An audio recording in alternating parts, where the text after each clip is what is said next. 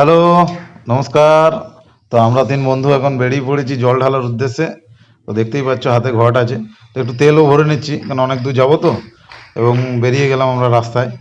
তো রাস্তায় আস্তে আস্তে বেরিয়ে যেতে আমরা এখন চলে যাব সোজা রসকুণ্ড চলে যাব। তো বাবার দর্শন করব, বাবা বসন্ত রায় বাবার কাছে একটু আশীর্বাদ নেব। তো দেখতেই পাচ্ছ আমরা কিছুক্ষণের মধ্যেই ঢুকে যাবো। তো ঢুকে গেছি আমরা রসকুণ্ড, তোমরা দেখতেই পাচ্ছ। আমি এই প্রথমবার এলাম এই আটচালাটা, কি সুন্দর দেখতে পাচ্ছ তোমরা। চলে এসেছি, আমি আছি, রামকৃষ্ণ আছে, সিদ্ধেশ্বর আছে। তো বাবার মন্দিরটা তোমাদেরকে দেখিয়ে দিচ্ছি। তো হেঁটে হেঁটে আগাচ্ছি আর কি।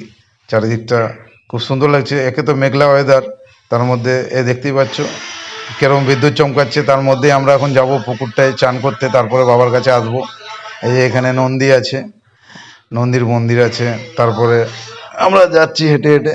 তো দেখতেই পাচ্ছ সামনে একটা শিবের পাথরের মতো কি একটা আছে, বুঝতে পারছি না, হর পার্বতীর মন্দির। যাই হোক, এখানে আমরা দেখতেই পাচ্ছ তোমরা মন্দিরটা। আমি প্রথমবার এলাম। তো যাই হোক, আমার রামকৃষ্ণ দাদা বললো পুকুরে চান করে এসে বাবাকে একটু পুজো দেবো। তো আমরা তাই ওই বিদ্যুৎও চমকাচ্ছে, তা আরেকটা জায়গায় এরকম একটা শিব বাবা দর্শন করলাম আমার বন্ধু। তো শিবের দর্শন করতে করতে আমরা চারদিকটা দেখে নিচ্ছি। এখানে অনেক রকম ব্যাপার থাকে। এই যে বাবা মহেশ্বর মূর্তিটা খুব সুন্দর করেছে।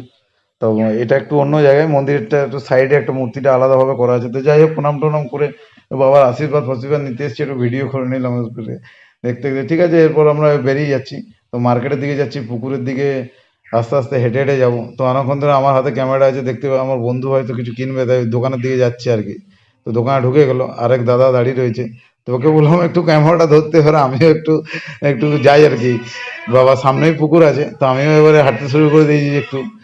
এই ওয়েদারটাও খারাপ আছে, তার মধ্যে বিদ্যুৎও চমকাচ্ছে। তো আমি একটু এন্ট্রু মারছিলাম আর কি, দেখে দেখে কোন দিকটায় যাবো একটু ভালো করে তুলতে।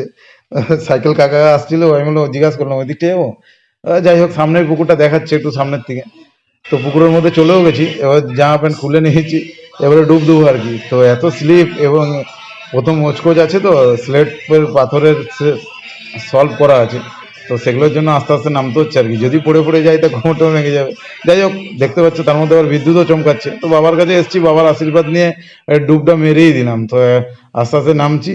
তো এক ডুব মেরেই দিলাম। তো ডুব ফুব দিয়ে, এই যে ডুব ফুব দিয়ে নিলাম বাবার কাছে। জলটা কিন্তু প্রচুর গরম, জলটা কিন্তু প্রচুর গরম। তো যাই হোক, ডুব দেওয়া হয়ে গেছে, তো মালটা খুলে গেছে। এরপর আমি চলে যাবো বাবার মন্দিরে, চলে এসেছি, তোমরা দেখতে পাচ্ছ। তো এখানে পুজো আরতি হচ্ছে। তো যাই হোক, দেখতেই পাচ্ছ চান ফান করে নিয়েছি, বিদ্যুৎও চমকাচ্ছে, বৃষ্টিও পড়ছে। তো বাবার কাছে প্রণাম টনাম করে মন্দিরটার দর্শন করে নিচ্ছি। এই তো প্রথমবার এলাম। তারপর যাই হোক, এখানে মন্ত্র বলছে আমার রামকৃষ্ণ দাদা। বাবার মূর্তিটাও তোমরা দেখতে পাচ্ছ। তো মন্ত্রটা শোনো, তারপরে কথা বলছি।